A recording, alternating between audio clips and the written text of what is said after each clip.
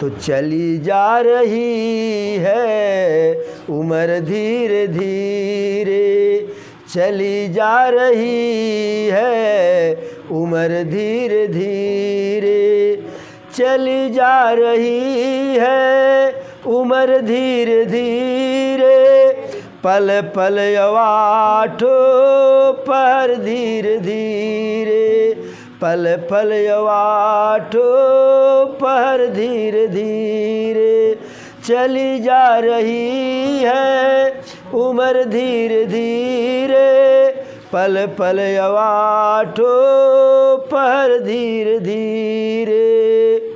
बचपन भी जाए जवानी भी जाए, बचपन भी जाए जवानी भी जाए, बचपन भी जाए जवानी भी जाए, बुढ़ापे का होगा असर धीरे धीरे, बुढ़ापे का होगा असर धीरे धीरे, चली जा रही है उम्र धीरे धीरे, पल पल अवाठो पहर धीरे धीरे, तेरे हाथ पाँव में बल ना रहेगा, तेरे हाथ पाँव में बल ना रहेगा, झुकेगी तुम्हारी कमर धीरे धीरे, तेरे हाथ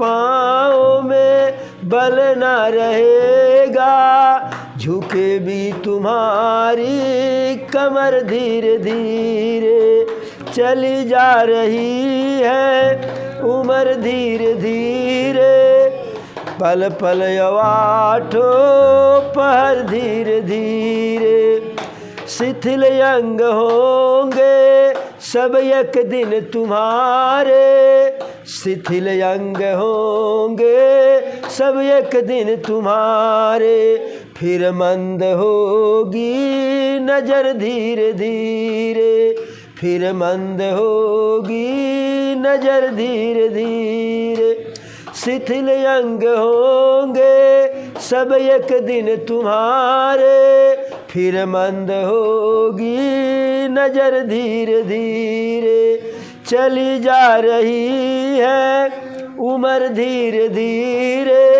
पल पल अवाठो पर धीरे धीरे। हरि बोलो।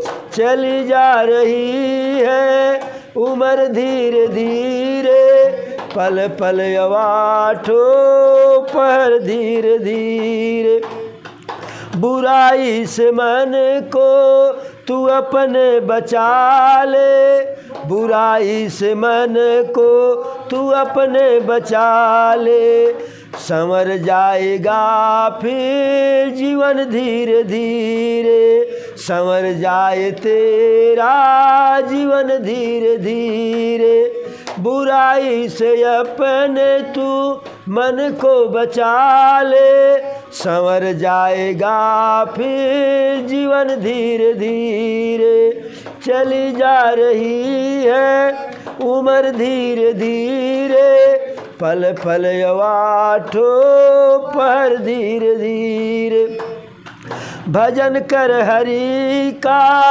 पल पल तू प्यारे, भजन कर हरि का पल पल तू प्यारे, मिल जाएगा फिर सजन धीरे धीरे, मिल जाएगा फिर ओ सजन धीरे धीरे, भजन कर हरि का तू पल पल वो प्यारे, मिल जाएगा वो सजन धीरे धीरे, मिल जाएगा वो सजन धीरे धीरे, चली जा रही है उम्र धीरे धीरे, पल पल अवाठो पर धीरे धीरे। बोलो वृंदावन बिहारी लाल की। देखिए, जैसे ही हम जन्म लेते हैं, और जन्म लेने की बातें छोड़ दीजिए, जैसे शिशु माँ के गर्भ में आता है, जैसे भ्रूण बनता है, उसी दिन से उसकी उम्र जो है जोड़ी जाती है। उसी दिन से लोग कहते हैं ना कि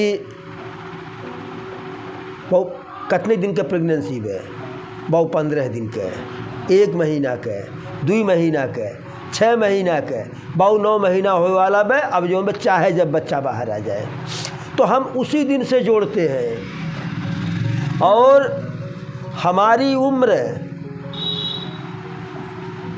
हर सेकंड, हर पल, हर घड़ी वो जो है आगे बढ़ रही है, बीत रही है।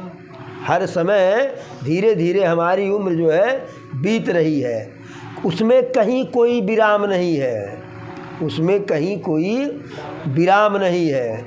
इसलिए उम्र जा रही है तो क्या भरोसा है इस जिंदगी का, क्या भरोसा है इस जिंदगी का, और साथ देती नहीं है किसी का।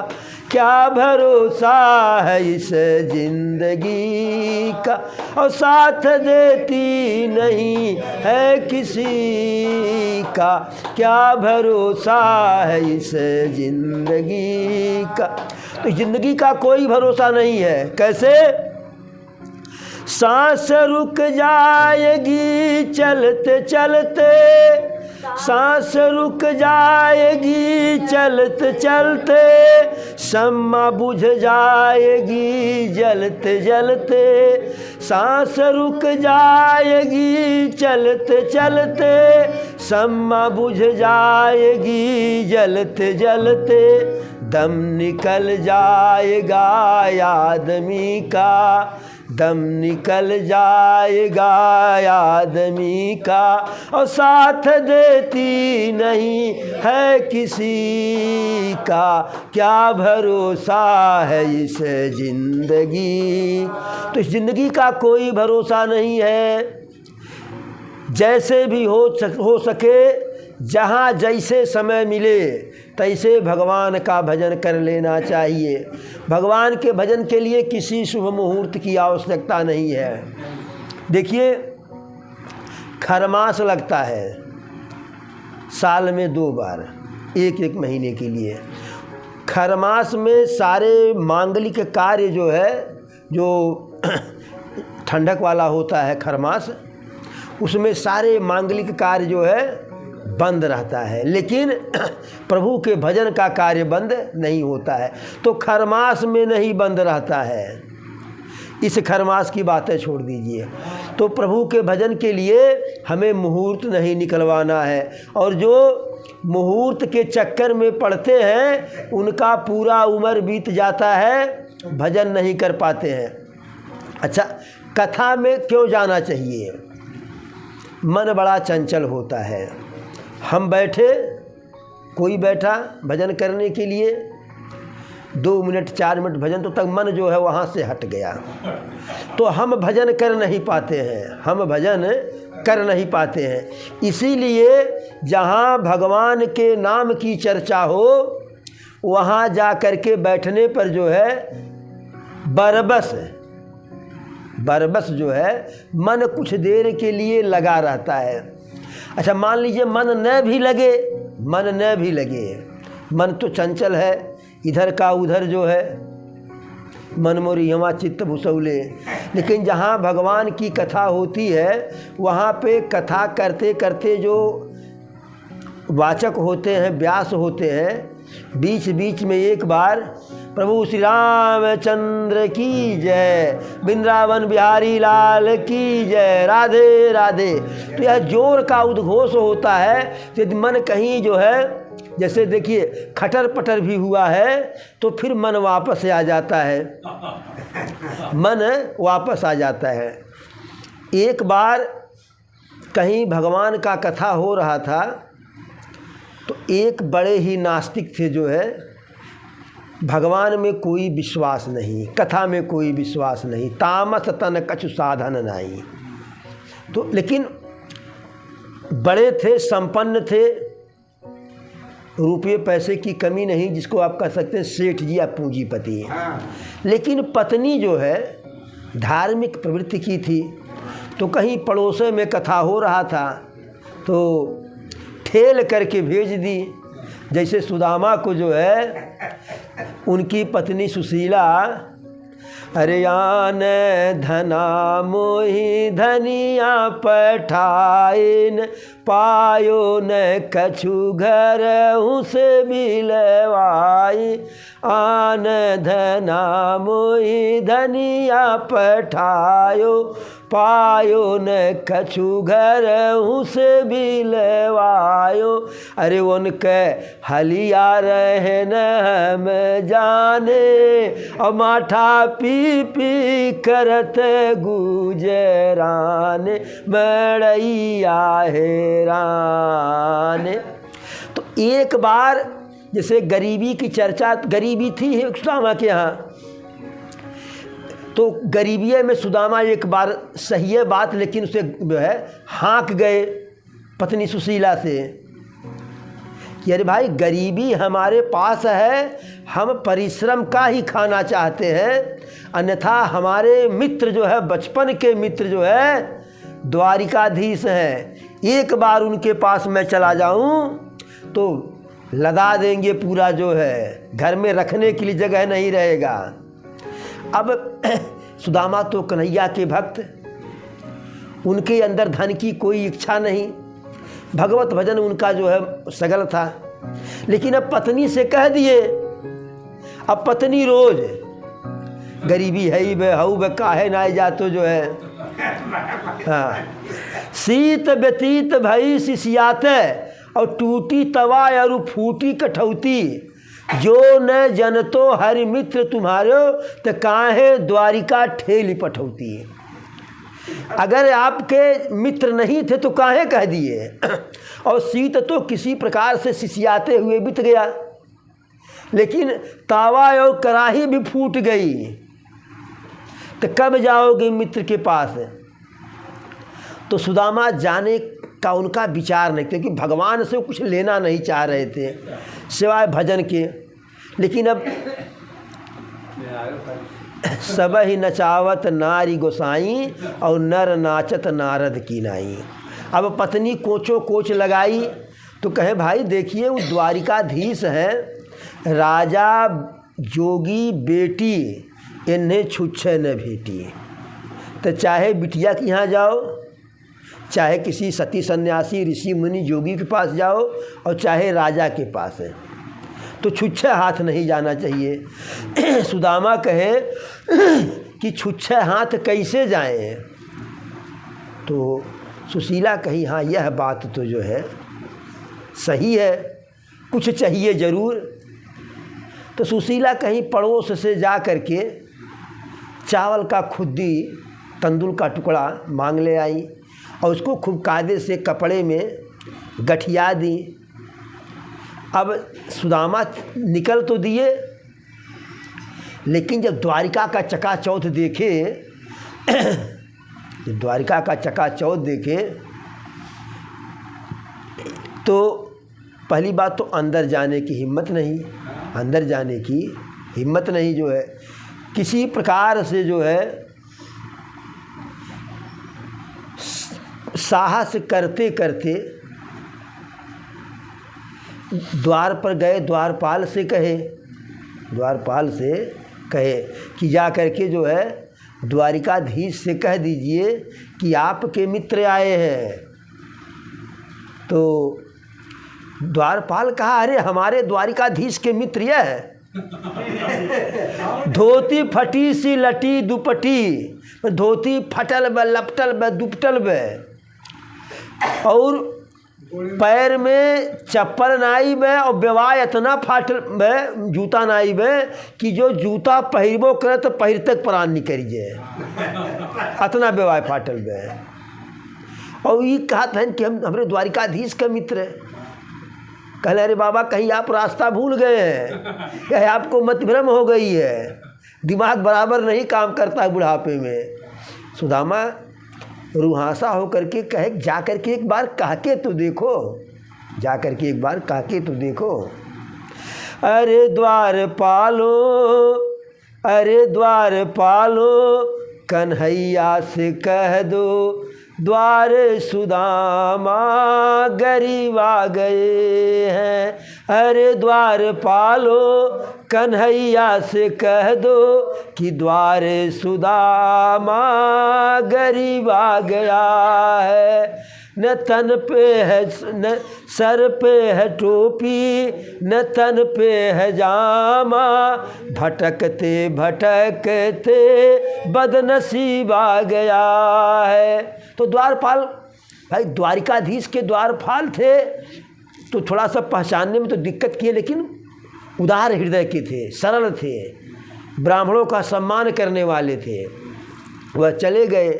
अब जैसे जा करके कहे कि सुदामा आए हैं, तैसे प्रभु दौड़े जो है वहाँ से दौड़े दौड़े आए।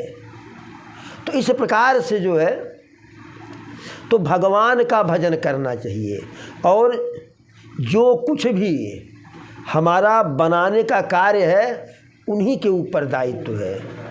और जब उनके ऊपर हम दायित्व अपना सौंप देते हैं तब होता क्या है, हमें चिंता नहीं उनकी, हमें चिंता नहीं उनकी, उन्हें चिंता हमारी है। और हमारी नैया के खेवैया सुदर्शन चक्रधारी हैं। तो नैया के खेवैया सुदर्शन चक्रधारी है। तो आज द्रौपदी चीरहरण की कथा जो है, कल जरासंध का वध हो ही गया। जरासंध का वध हुआ तो जब हस्तिनापुर दो भाग में बांट दिया गया, हस्तिनापुर और इंद्रप्रस्थ, तो राजसूय यज्ञ की तैयारी हुई। सबसे बड़ा बाधक उसमें जरासंध ही था। जरासंध को जो है निपटा दिया गया। अब राजसूय यज्ञ का जो है पूरा आयोजन हुआ। जो है हस्तिनापुर की समस्या थी, तो श्री कृष्ण की कूटनीति से हस्तिनापुर को जो है इसमें भवदीय बना दिया गया, प्रेषक बना दिया गया, विनीत बना दिया गया कि श्री श्री महाराज चक्रवर्ती धृतराष्ट्र के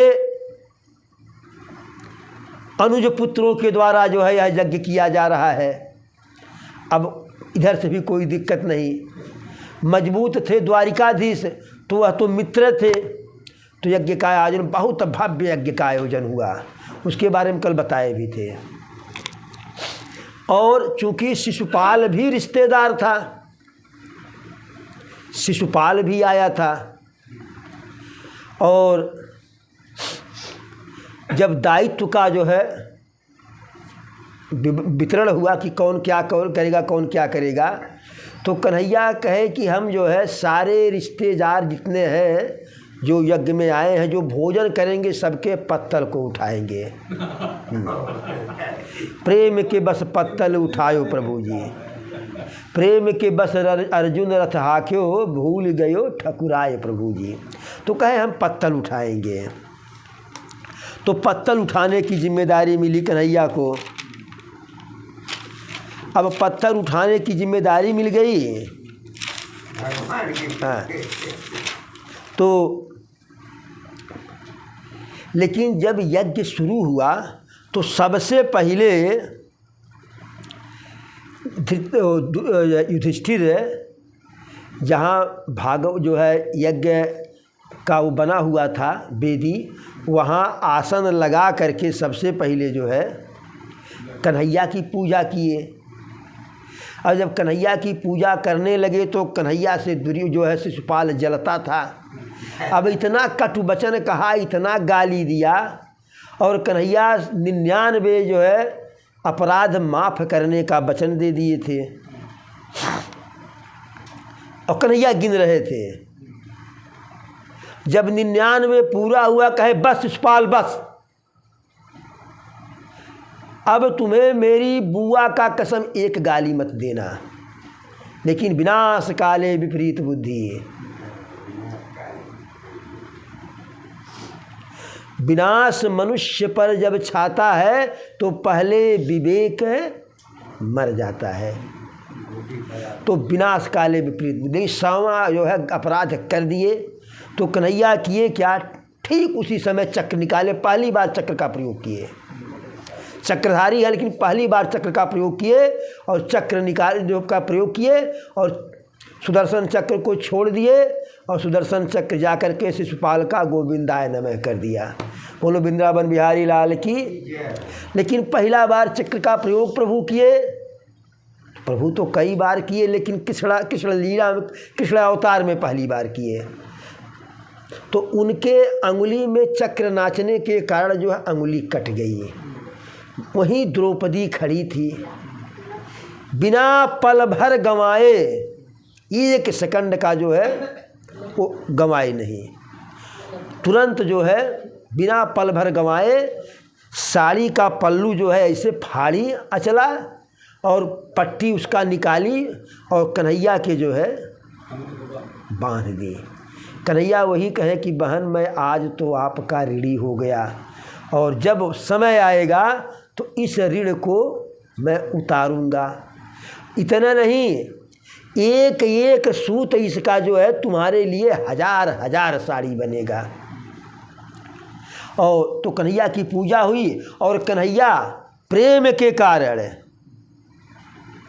पत्तल उठाना स्वीकार किए। दुर्योधन के मेवा त्यागे, दुर्योधन के मेवा त्यागे, साग विदुर घर खाए प्रभु जी। दुर्योधन के मेवा त्यागे, साग विदुर घर खाए प्रभु जी। जूठी बेर सबरी के खाए, बहुविधि स्वाद बताए प्रभु जी। जूठी बेर सबरी के खाए, बहुविधि स्वाद बताए प्रभु जी।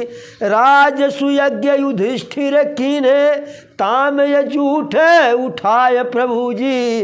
और प्रेम के बस अर्जुन रथ हाँ क्यों, प्रेम के बस अर्जुन रथ हाँ क्यों। और भूल गयो ठकुराय प्रभु जी, भूल गयो ठकुराय प्रभु जी। ठाकुर जी अपनी ठकुराई भूल करके उस यज्ञ में जूठा पत्थर उठाना स्वीकार किए और वही प्रभु जी आगे चल कर के जो है अर्जुन के सारथी बने। तो इस प्रकार से बहन को वहाँ एक एक सूत के बदले में 1000 साड़ी देने का जो है यज्ञ संपन्न हुआ। कल कथा में बताए ही थे कि दुर्योधन पहले गया नहीं था, अहंकारी था कि हम बाद में फीता ही काटने जाएंगे, तो उसे सारी संरचना उसके समझ में आई नहीं थी। शाम के समय गया था, जल को थल समझे, थल को जल समझे। जहाँ जल रहे तहाँ घप से पैर आगे बढ़ावे, जहाँ थल रहे जमीन रहे तहाँ जो है फर्श रहे तहाँ धोती यहाँ तक जो है ठेवनी के ऊपर बिठोर ले। और ऊपर परकोटा पर जो है अपनी सहेलियों के साथ, सखियों के साथ, कुछ चुनिंदा दासियों के साथ द्रौपदी जो है, भाई इतना बड़ा यज्ञ हुआ जो है, महारानी द्रौपदी, पटरानी द्रौपदी इस दृश्य को देख करके हंस पड़ी। और हंस पड़ी तो हंसते हंसते एक व्यंग के बाण भी छोड़ दी। क्योंकि परिवार भले थे लेकिन कभी भी दुर्योधन पांडव को फूटी आँख नहीं देखना चाहता था। तो द्रौपदी हंस दी, हंस करके कहीं अरे अंधे को तो अंधा ही पैदा होता है। दुर्योधन जैसा अहंकारी, यह बात उसके हृदय में चुभ गई। ओ घाव है भर जाता जो बनता गहरी, जो ओ घाव है भर जाता जो बनता जहरी गोली से, पर वह घाव नहीं भरता जो बनता कड़वी बोली से। तो कठोर वचन, इसीलिए कभी भी कठोर वचन जो है नहीं बोलना चाहिए, जो है परिणाम बहुत बुरा हो जाता है। वचन तो एक क्षण के लिए हम बोलते हैं, लेकिन लम्हों में खता की सदियों ने सजा पाई। बोल गई तो दुर्योधन वही प्रतिज्ञा कर लिया कि एक दिन मैं यह सिद्ध कर दूंगा कि आँख वाले भी अंधा होते हैं। अब उसके मन में वही अब रुक गया, वहीं खुराफात दिमाग में चल रहा है, खुराफात दिमाग में चल रहा है। लीला प्रभु को आगे करनी थी, लीला बिहारी को, तो सारे रिश्तेदार चले गए। तो कन्हैया कहे बलराम जी से, दाऊ अब हम लोगों को भी चलना चाहिए। दाऊ कहे अरे कन्हैया इतना बड़ा आयोजन हुआ है, कुछ दिन और रह लिए। कहे नहीं दाऊ, अब सारे रिश्तेदार चले गए। तो कहे हसनापुर के लोग तो रुके हुए हैं। कन्हैया कहे दाऊ वो रिश्तेदार नहीं है, वह परिवार है। अब सिर्फ परिवार वाले रुके हैं और हम लोग परिवार नहीं रिश्तेदार हैं। अब जाने में ही हम लोगों का जो है सम्मान है, मर्यादा है। तो दाऊ कहे कि कुछ विशेष आवश्यकता है, बहुत ज़रूरी है जाना। कन्हैया कहे दाऊ यदि ज़रूरी न होता तो हम काहे कहबे करते। तो दोनों भाई चल दिए और दुर्योधन को इधर षड्यंत्र करना था। तो शकुनी कहा कि जब तक यह जो है मायावी श्री कृष्ण यहाँ से न चला जाए तब तक कोई षड्यंत्र सफल नहीं होगा, पहले उसको जाने दीजिए। अब जो है दाऊ और कन्हैया चले गए, सिर्फ 2 परिवार के लोग बचे हैं, अपने ही परिवार के। तब उसमें दुर्योधन एक राजनीति से भरा हुआ, कूटनीति से भरा हुआ, जैसे माहर होता है देखने में बड़ा सुंदर, वैसे एक प्रस्ताव दिया युधिष्ठिर को कि भ्राताश्री आपके यहाँ आकर के बिल्कुल मन आनंदित हो गया, एकदम गदगद हो गए। अब हम चाहते हैं कि आप भी हमारे यहाँ आवें, जो है हमारे हस्तिनापुर की शोभा बढ़ावें। तो युधिष्ठिर बहुत जो है सरल हृदय के, बड़े सरल स्वभाव के, कहे कोई बात नहीं। तो कहा कि वहाँ हम जो है दूत कीड़ा का आयोजन करें, जुआ का। तो क्षत्रियों में सारी अच्छाई थी, हमारे यहाँ के जो भारत के क्षत्रिय थे, लेकिन बुराई यह थी उनमें जो है वह कभी किसी के ललकार को बर्दाश्त नहीं करते थे, वो चाहे कोई भी हो। भाई युधिष्ठिर जैसा विद्वान ज्ञानी धर्मात्मा कह देता, अरे भाई तुम हमारे छोटे भाई हो, भाई भाई के साथ जुआ थोड़ी होता है। या अब हम नरेश हैं तो हम जुआ खेलेंगे तो समाज में क्या संदेश जाएगा। लेकिन स्वीकार कर लिए और एक शर्त और लगा दिया कि हमारे तरफ से पासा हमारे मामा ही फेंकेंगे। अब युधिष्ठिर आए यहाँ 5 भाइयों के साथ, साथ में द्रौपदी भी आई। जुआ शुरू हो गया, दूत कीड़ा।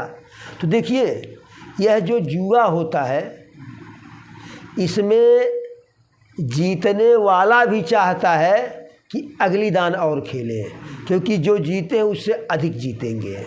और हारने वाला जो होता है वह सोचता अगली दान जीत जाएंगे, अगर खेलेंगे तो जीत गए तो पिछला सारा हार का हिसाब बराबर हो जाएगा। अब दूत कीड़ा शुरू हुआ। कुछ समय तक युधिष्ठिर उसमें जीते, लेकिन शकुनी बड़ा षड्यंत्रकारी था। वह जो है मायावी पासा का प्रयोग कर दिया, धीरे से पासा ही बदल दिया, धीरे से पासा ही बदल दिया। और उस पासे में वही आता था जो चाहता था। अब एक समय के बाद लगातार युधिष्ठिर पराजित होते रहे। पहले छोटी छोटी चीज़ें जैसे जो है जो अंगूठी था, हार था, ये सब जो है दिए, फिर राजमुकुट दिए, फिर जो है पूरा राज्य दे दिए। अंत में देते देते जो है अपने भाइयों को जो है दांव पर लगा दिए, भाइयों को दांव पर लगा दिए। उसके बाद अंत में द्रौपदी को भी दांव पर लगा दिए, वह भी दान हार गए। अंत में खुद दांव पर लगा दिए, खुद हार गए। अब दुर्योधन को मौका मिल गया, अब दुर्योधन को मौका मिल गया अपना बदला लेने के लिए। वह दुशासन को आदेश दिया। पहले तो इन सबका जो है राजसी वस्त्र उतरवा लिया और मुकुट इत्यादि सब उतरवा लिया, और फिर आदेश दिया जो है दुशासन को जा करके पांचाली को घसीटते हुए ले आओ राज्यसभा में। यद्यपि जब यह दूत कीड़ा आगे जैसे जैसे बढ़ रहा था तैसे तैसे महात्मा विदुर उसका विरोध कर रहे थे। महाराज धृतराष्ट्र से बार बार कह रहे थे महाराज दूत कीड़ा बंद करवा दीजिए, अन्यथा बहुत बड़ा, क्योंकि दुर्योधन की विचारधारा, जब दूत कीड़ा आगे बढ़ी तो दुर्योधन की विचारधारा से जो है महात्मा विदुर धीरे धीरे अवगत हो गए कि यह चाह क्या रहा है, यह विनाश चाह रहा है। तो भरपूर विरोध किए और जब सब कुछ जो है युधिष्ठिर हार गए और जब पांचाली को बुलाने की बात आई तो बहुत ही विरोध किए, लेकिन बाकी सारे के सारे जो है वहाँ चुप मारे बैठे हैं। और जिस समय द्रौपदी को घसीट करके लाने दुशासन गया, उस समय द्रौपदी क्या कहते हैं कि रजस्वला थी, जिसको कहते हैं कि मासिक धर्म में आया हुआ था, और वह स्नान भी नहीं की थी। वह कही कि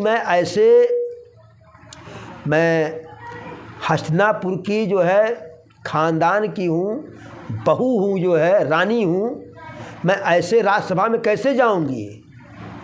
सदन का हट, कौन सी रानी है और कौन सी हस्तिनापुर की, तो सिर्फ दासी है, दासी है।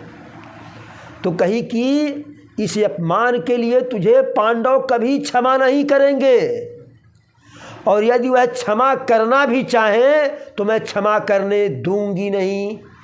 यदि वह अपमान भूलना भी चाहें तो मैं यह अपमान नहीं भूलने दूंगी। लेकिन दुर्योधन और दुशासन के ऊपर तो बिल्कुल जो है विनाश मंडरा रहा था। हाथ पकड़ के, बाल पकड़ के घसीटते हुए राज दरबार में लाया। द्रौपदी बारी बारी से सबसे विनती की। यहाँ अपने पतियों को देख रही है कि जो कल तक महारथी थे, जो कल तक महारथी थे, और आज सिर झुकाए दुर्योधन के सामने दास की तरह से बैठे हुए हैं, जिनसे उसे उम्मीद थी।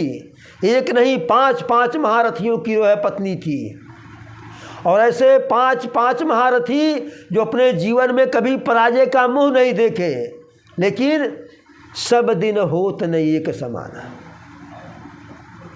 सब दिन होत न एक समाना। वह बिल्कुल दीनहीन असहाय बने हुए हैं। एक बार चारों भाई उठना भी चाहे, तुरंत जो है दुर्योधन डांट दिया कि अब तुम लोग मेरे दास हो, नहीं उठ सकते हो। द्रौपदी धृतराष्ट्र के पास गई, द्रौपदी पितामह के पास गई, द्रोणाचार्य के पास गई, कृपाचार्य के पास गई। लेकिन एक बात जान लीजिए, यदि हम पापान्न ग्रहण करते हैं, पाप का अन्न, अधर्म का अन्न ग्रहण करते हैं, तो हमारी बुद्धि भी मारी जाती है। अन्यथा द्रोणाचार्य, कृपाचार्य, भीष्म पितामह में से कोई खड़ा होकर प्रतिकार कर दिया होता तो द्रौपदी का अपमान उस प्रकार से नहीं होता। लेकिन सबके सब चुप, सबके सब चुप, कोई कुछ नहीं बोलने वाला। अंततो गत्वा दुशासन को दुर्योधन आदेश देता है किसको निर्वस्त्र करके मेरे जंघा पर बैठाया जाए। पांडवों ने विरोध किया, विदुर विरोध किए, तो कर्ण बोल पड़ा कि जो 5 पतियों की स्त्री है वह स्त्री नहीं, वेश्या है, उसका मान क्या, सम्मान क्या। यह बात तो बिल्कुल पांडवों को द्रौपदी के हृदय में भाला की तरह से चुभ गया। महाभारत का असली कारण यही है। पहला कारण द्रौपदी के द्वारा कठोर वचन कि अंधे को अंधा ही पैदा होता है, और दूसरा जो है द्रौपदी का चीर हरण। अंधे को अंधा पैदा होता है, यह शब्द जो है दुर्योधन को जीने नहीं दे रहा था, और द्रौपदी का चीर हरण जो है द्रौपदी और पांडव कभी सपने में भूल नहीं पा रहे थे। द्रौपदी भरसक प्रयास की, द्रौपदी भरसक प्रयास की कि मैं अपने वस्त्रों को किसी प्रकार से बचा लूं, लेकिन कैसे बचा ले। कहीं भी द्वारिकाधीश को बुलाई, अरे मोर 5 पति करे ऐसी गति, मोर 5 पति कर ऐसी गति, और 5 बनी बैठल है बेचारू, और मोर कीमती धरे का जनी है, और मछरी मरले मिल गए मेहरारू। द्वारिकाधीश को बुलाइए, कही कि आप लोग बहुत गलत कर रहे हैं। मैं अबला नहीं लाचारों की, मैं अबला नहीं लाचारों की, वासुदेव हमारा भाई है। देखिए, स्त्री को, महिला को जितना उम्मीद ससुराल से होता, उससे अधिक उम्मीद मायके से होता है। तो हाथ जोड़ी, जब सोची कि अब हमसे मेरा लाज नहीं बचेगा, हाथ जोड़ी और साड़ी को ऐसे करके दांत से दबाई और हाथ जोड़ करके आँख मूंद करके, हे द्वारिकाधीश, हे कृष्ण, पहले द्वारिकाधीश बुलाई। और विनती क्या कर रही है? खींच दुशासन जोर लगाई के, खींच दुशासन जोर लगाई के, टेर हमार जो सुन पई है। खींच दुशासन जोर लगाई के, टेर हमार जो सुन पई है। बा विश्वास विपत्ति पड़े पर, बा विश्वास विपत्ति पड़े पर, मोहन न हम के बिसरई है। रुहासा हो करके, खींच दुशासन जोर लगाई के, टेर हमार जो सुन पई है। बा विश्वास विपत्ति पड़े पर, मोहन न हमें बिसरई है। देर लगी न अबेर लगी, देर लगी न अबेर लगी, बिरना हिरना यस धावत आई है। देर लगी न अबेर लगी, बिरना हिरना यस धावत आई है। भौजी के गोद में जो होई है तब, भौजी के गोद में जो होई है तब, मोर ठेर सुनी थिर न रही पई है। कहती है कि हे भाई, हे द्वारिकाधीश, दुशासन सारा जोर लगा दिया है, लेकिन उम्मीद है कि टेर हमार जो सुन पाई है। यदि मेरी पुकार सुन पाएंगे, बा विश्वास विपत्ति पड़े पर, इस विपत्ति में मोहन हमके ना बिसरई है, कदापि नहीं बिसराएंगे। बिरना देर लगी न अबेर लगी, जैसे कान में आवाज़ जाएगी, न तो देर लगाएंगे न तो अबेर लगाएंगे। और बिरना हिरना यस धावत आई है। हिरन की तरह से, जैसे अपने बच्चा के लिए हिरन दौड़ करके आते, ऐसे दौड़ते हुए आएंगे।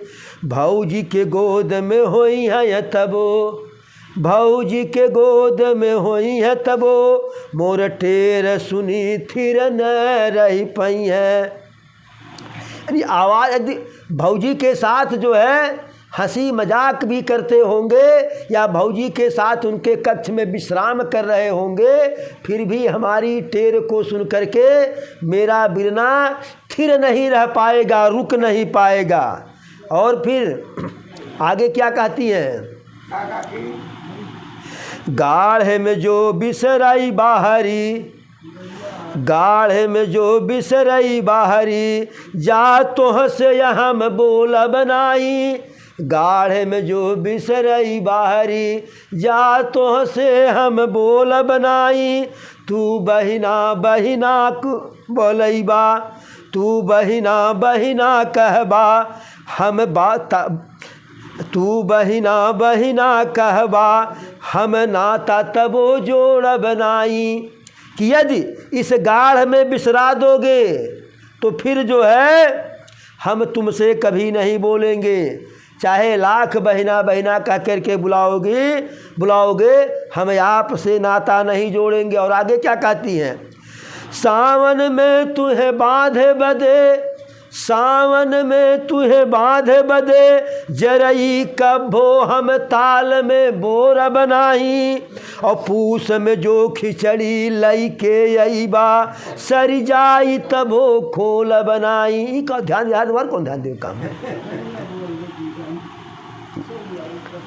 कहती है कि सावन में तुहे बांधे बदे।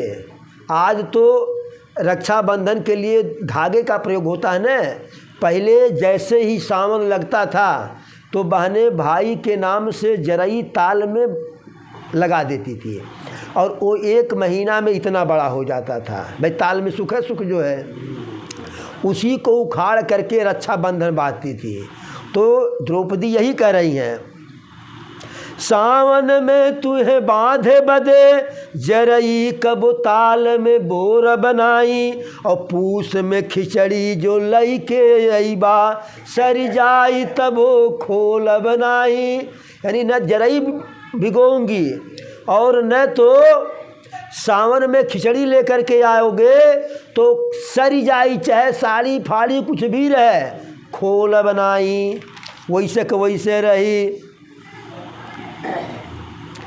आगे से चीर बढ़े नभ में, आगे से चीर बढ़े नभ में, ओके पिछवा दौड़े ल मुरारी। अब आवाज़ वहाँ पहुँच गई है, आवाज़ वहाँ पहुँच गई है। जैसे आवाज़ पहुँची तैसे कन्हैया किए क्या जो है, प्रायः जो है गरुड़ पे सवार होकर चलते थे। लेकिन अब उनको गरुड़ पे विश्वास नहीं, पैदल चल रहे हैं और पैदल अपने पर भी कम विश्वास है। जो अपना पीताम्बर है पहले फेंक दिए, पीताम्बर पहले फेंक दिए। सबसे अधिक गति जो है, सबसे तेज चलता है मन हमारा, लेकिन और मन से भी अधिक वेग से गरुड़ जी चलते हैं। तो उस गरुड़ जी के ऊपर विश्वास नहीं है, पैदल चल दिए और अपने ऊपर भी विश्वास नहीं, तो पीताम्बर पहले फेंक दिए। जो पीताम्बर फेंक दिए, आगे से चीर बढ़े नभ में, ओकरे ये पिछवा दौड़े ल मुरारी। आज कन्हैया भाग इतना, आज कन्हैया भग इतना, उनके न छुई पावय उरगारी। यानी आगे आगे जो है पीताम्बर है, उसके पीछे पीछे कन्हैया खुद दौड़ रहे हैं और इतना तेज दौड़ रहे हैं। आज कन्हैया भग इतना, उनके न छुई पावे लय उरगारी। अब जब आगे आगे पीताम्बर आसमान में, उसके पीछे कन्हैया, उसके पीछे पीछे गरुड़ जी। इधर गरुड़ जी कहे कि लड़ब तोहार काम, उड़ब हमार काम, हमरे पीठी पर बैठा तुहे क्षण भर में हस्तिनापुर पहुँचाए देव। कन्हैया कहे आज गरुड़ विश्वास नहीं है, कर बहिया बड़े आपने छोड़ पर आई आस। तो ऊपर ऊपर चल दिए, तो आगे आगे पीताम्बर, उसके पीछे कन्हैया और उसके पीछे गरुड़ जी। आकाश में जो है दृश्य कैसा बन रहा है, 3 विमान उड़े नभ में, 3 विमान उड़े नभ में, अगवा बढ़ के होड़ लगाई। 3 विमान उड़े नभ में, अगवा बढ़े कर होड़ लगाई। आई सभा में आकाश से कान्हा, बढ़ावन लागे हैं छोर से साड़ी। 3 विमान आसमान में उड़ रहा है और जैसे पीताम्बर, कन्हैया और गरुड़ जी की जैसे 3 विमान हैं और तीनों में होड़ लगा कौन आगे बढ़ेगा। लेकिन सबसे पहले पीताम्बर पहुंचा और फिर कन्हैया उस हस्तिनापुर के दरबार में पहुंच गए जो है, और साड़ी बढ़ाने लगे। साड़ी दुर्योधन खींच रहा है, खींचते खींचते थक जा रहा है, लेकिन साड़ी बढ़ती ही जा रही है, घट नहीं रही है। साड़ी घटे न त बोला दुर्योधन, शांत रहो बच्चा, काहे यहाँ खल्ला करेलू।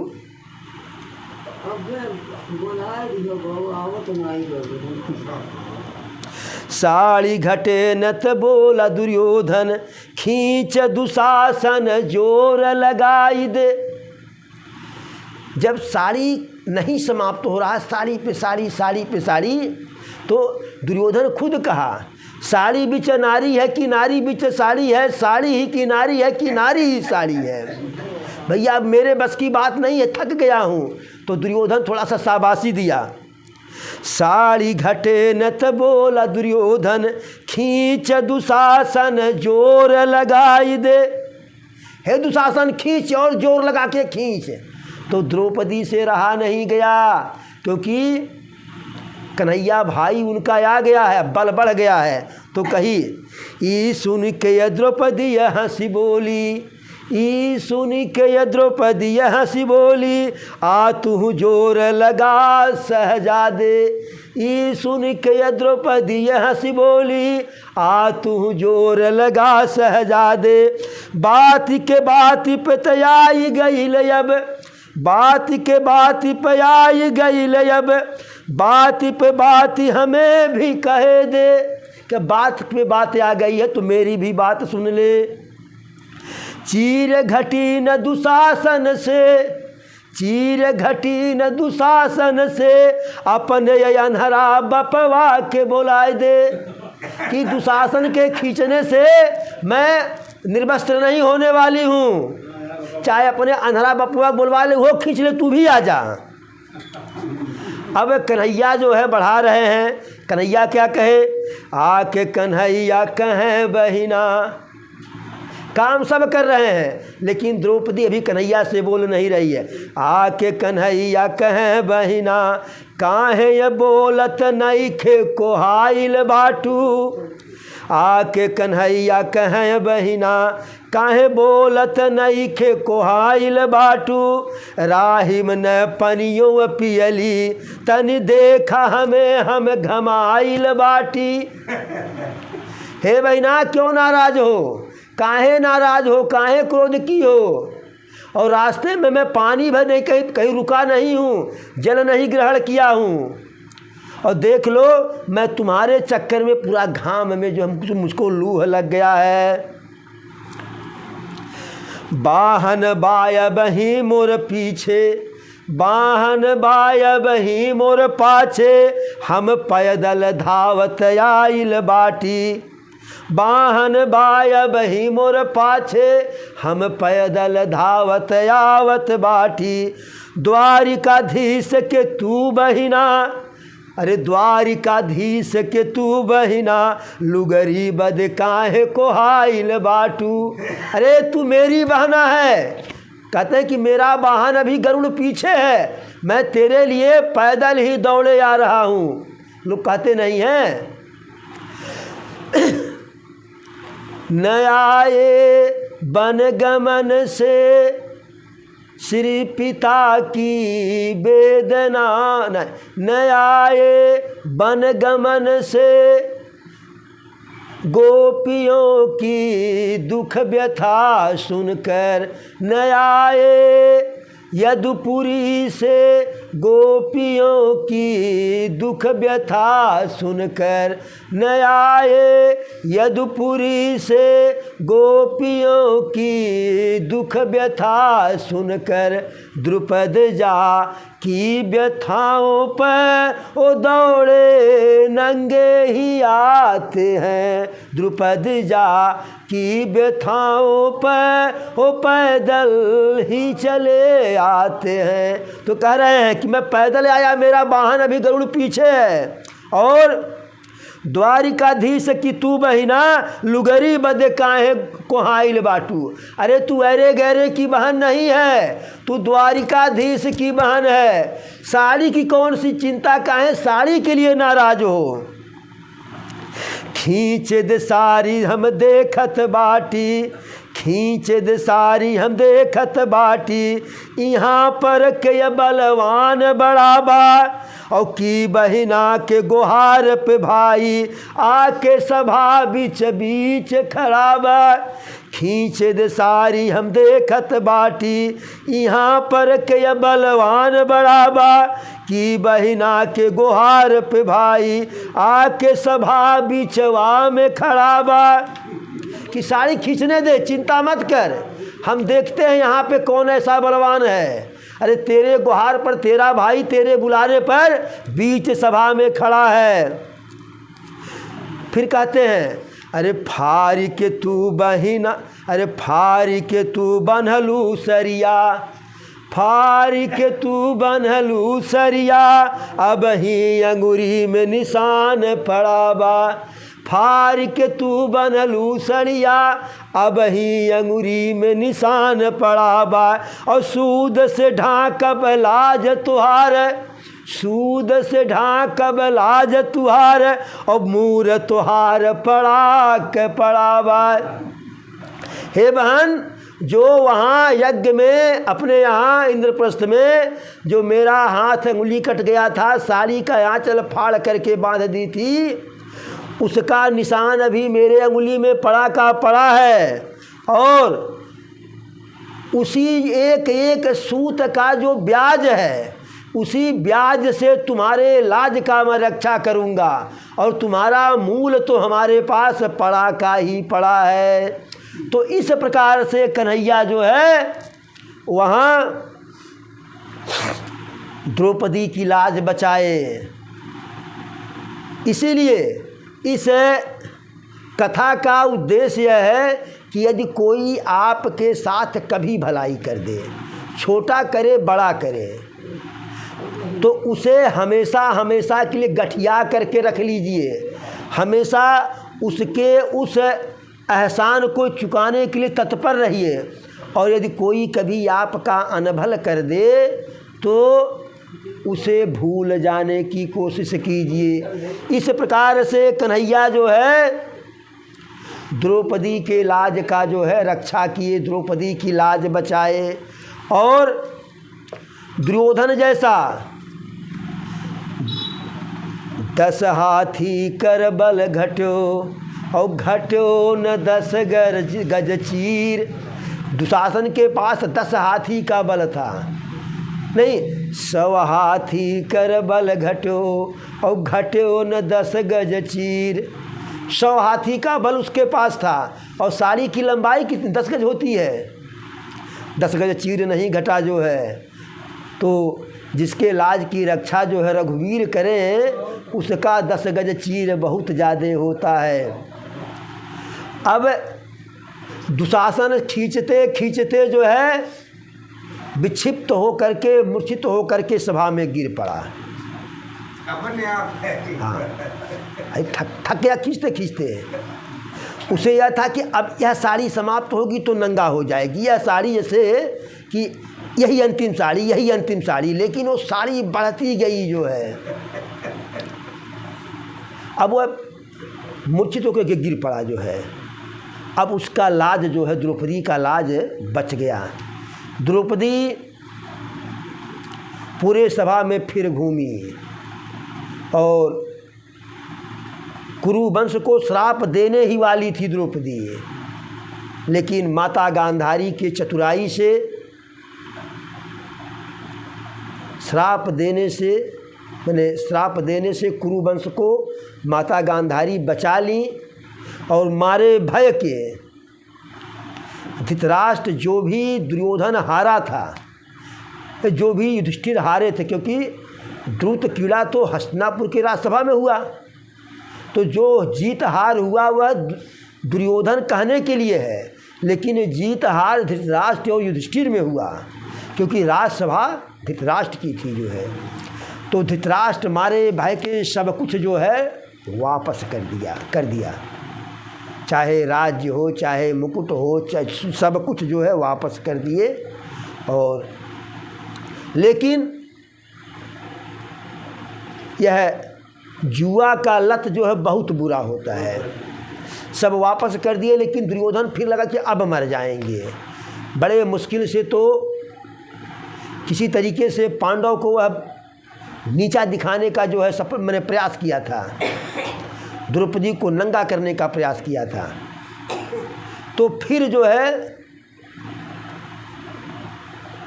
अपने पिता धृतराष्ट्र के माध्यम से फिर प्रस्ताव भिजवाया इंद्रप्रस्थ कि एक बार फिर दूत क्रीड़ा का आयोजन हो जाए।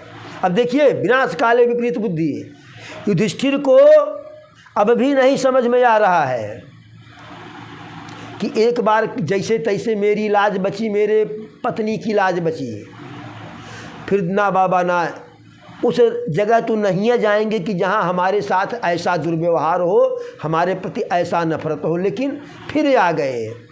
लेकिन इतने गरीमत था कि पांडव कहे अन्य 4 भाई कि ठीक है आप महाराज हैं, आदेश देंगे तो चलेंगे, लेकिन यह आप प्रतिज्ञा कर लीजिए कि हम लोगों को दाव में नहीं रखेंगे, द्रौपदी को नहीं रखेंगे, हमारे अस्त्र शस्त्र को नहीं रखेंगे।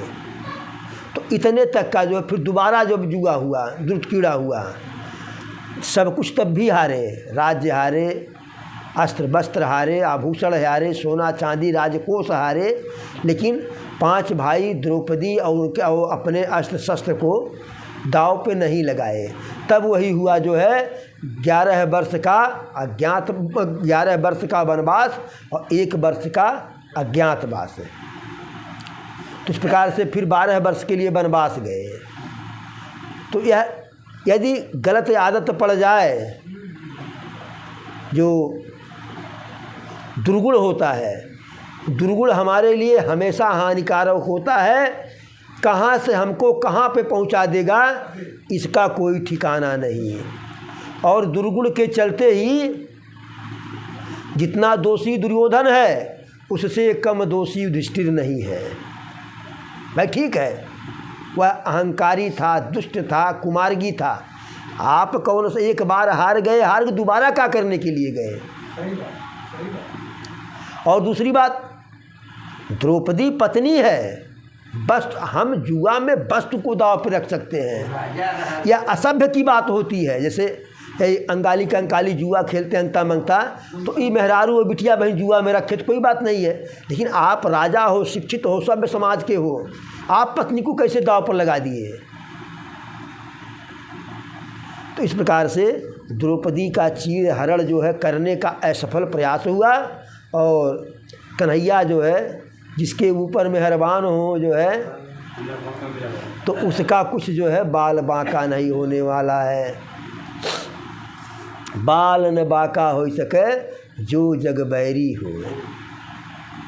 तो बोलो वृंदावन बिहारी लाल की जय।